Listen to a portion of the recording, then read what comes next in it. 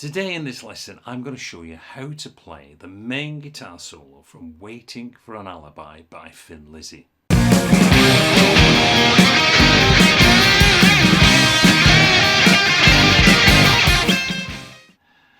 This is a great song from the album Black Rose that was released in 1979.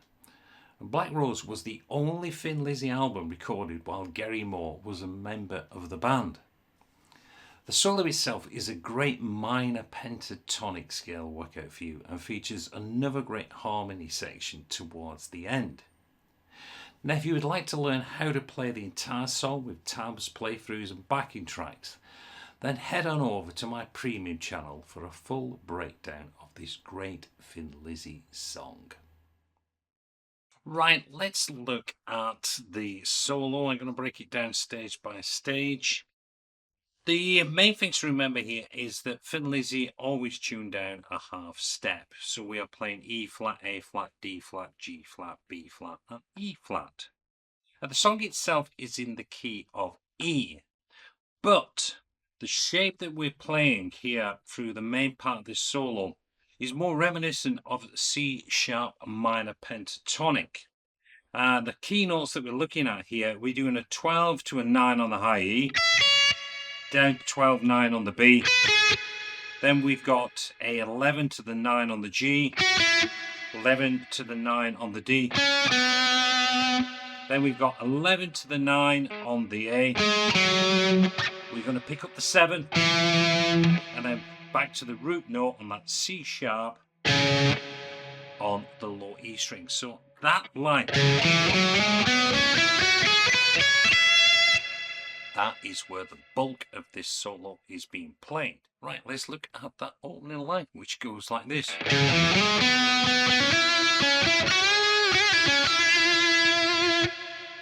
So I'm starting off with my third finger on the 9th fret of the E string, and I'm going to play 9 across to the 7. Then I'm going to play from the 9 on the A. I'm going to slide up quickly to the 11 on the A. And that puts us now in that C sharp minor pentatonic position. So we've got cross to the 9 on the D string to the 11. But we've got that phrasing.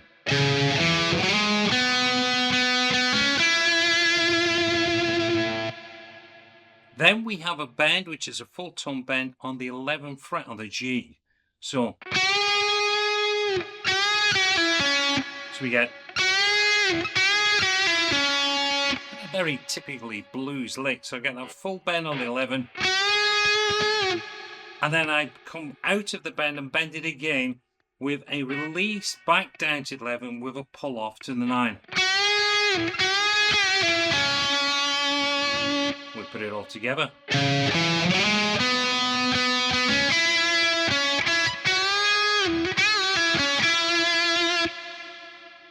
Now the next lick starts off with a bend on the 11th fret of the G, cross to the 9 on the B.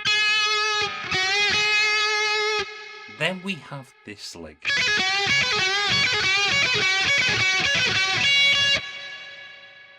What I'm doing there, I am picking the 9th fret on the high E string. Then I'm doing a 12 to a pull off on the 9th fret on the B.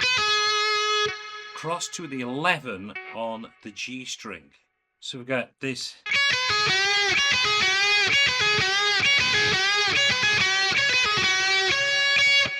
Finishing on that 9. Now we've got to play that. We are going to play that 4 times. Like that. Now, I'm playing a little bit slower there so you can see what's going on, but in the track itself, it does motor. Picking wise, I'm doing a down pick, and then I do a quick up pick to do the pull off, and then a down pick.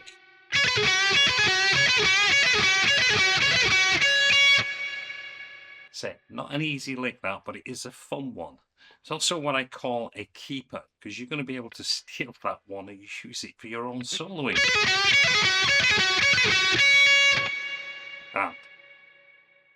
Next lick goes like this.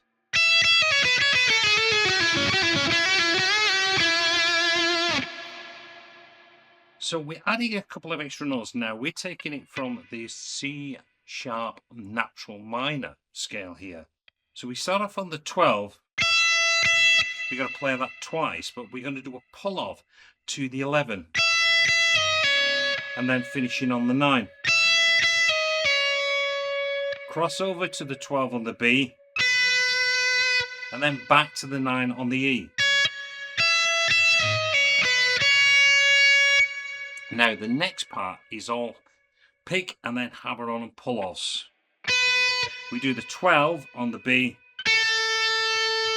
Down to this new note there, what we got is on the 10 on the B string. So you get this. And we got two of them, hammer on, pull off, hammer on.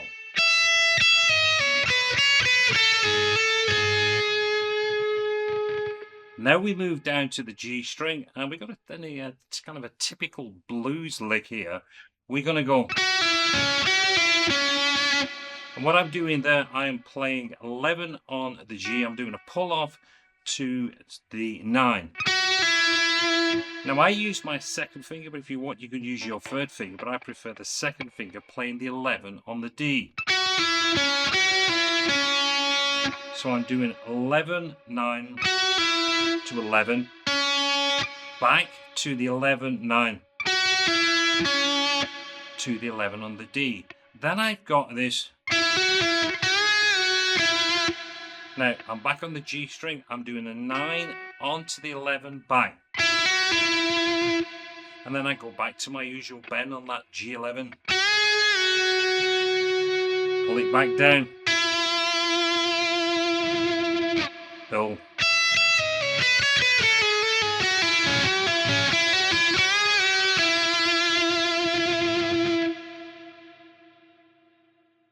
Next lick goes like this.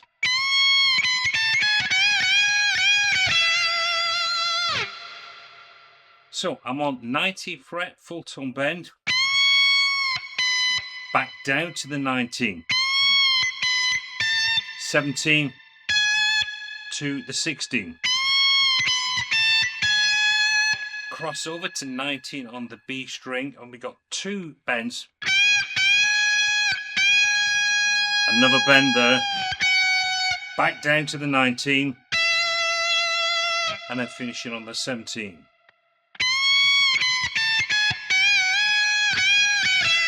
You can do a double bend if you want on that B string, on that 19.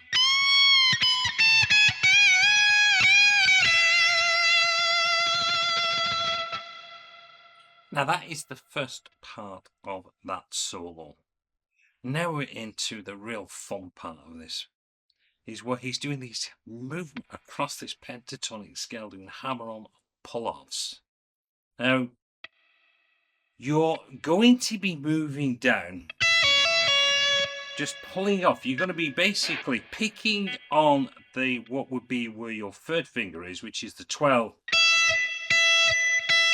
and then moving down, moving down, moving down. We get this. Hey, we do 3 of them on the 12 to the 9.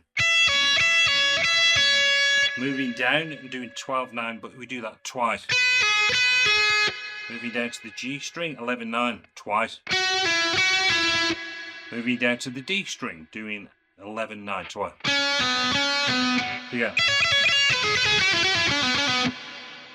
And then we're going to play 11 on the A string, cross to the 9 on the D, back to the 11. Then we're going to repeat that whole time, that run, we do it again. Now very quickly when you complete that, we've got to get back up to the 12 on the B string and bend that twice. So we go.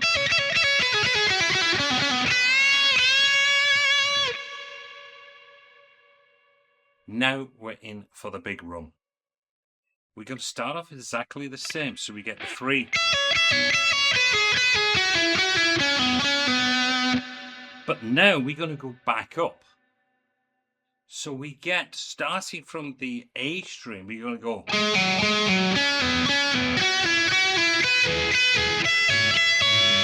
That's the first part. Then, once we've done that 12, 11 twice, we're going to move up and we're going to do 14, 12 twice. Then we're going to move up to the 16 to the 14. And then we do 17, 16 twice. With a full tone bend then on the 17 twice. So let me just play that nice and slow, that entire run that we're going to go.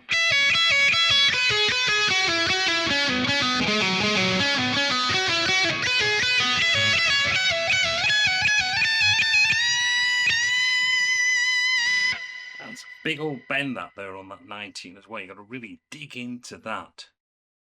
But of course, it's being played fast when you play it.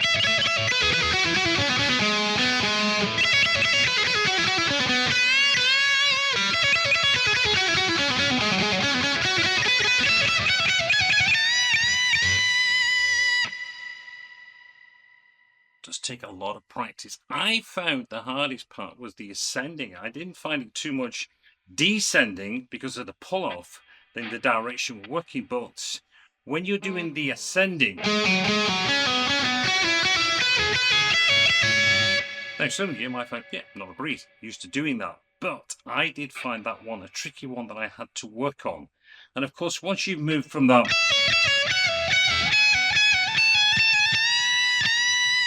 so I would really suggest that you just walk it through together.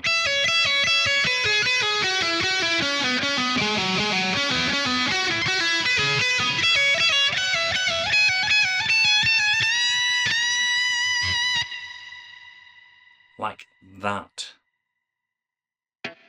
Now, that is the first guitar. The second guitar joins along with a harmony. The first part, when he's playing that, he plays it exactly the same.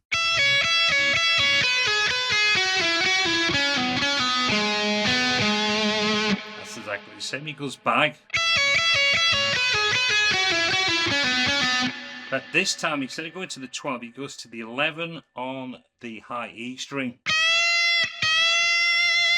Bends. That sounds weird when you do it, but when you play it as part of the harmony, it sounds correct. And that's not too bad. However, when we start the big rundown, there is a change.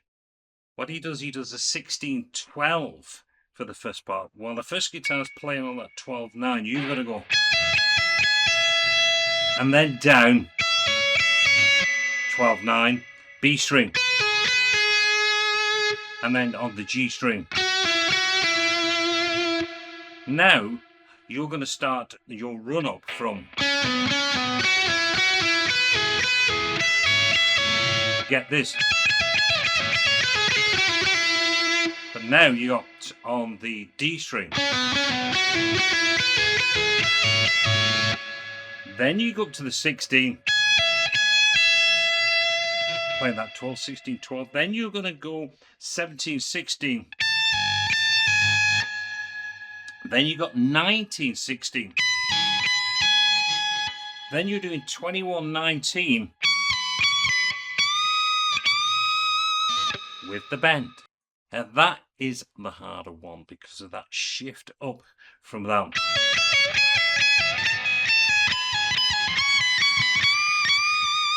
At speed.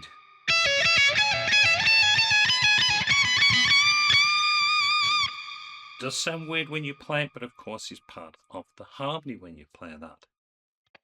If you don't want to do the harmony, stick to the main guitar. But that is the solo, the first solo, I should say, from the song. And it is a cracker. And I know you're going to enjoy learning, practicing to play that one. So what I'm going to do now is just play it through nice and slow so you can just follow it through.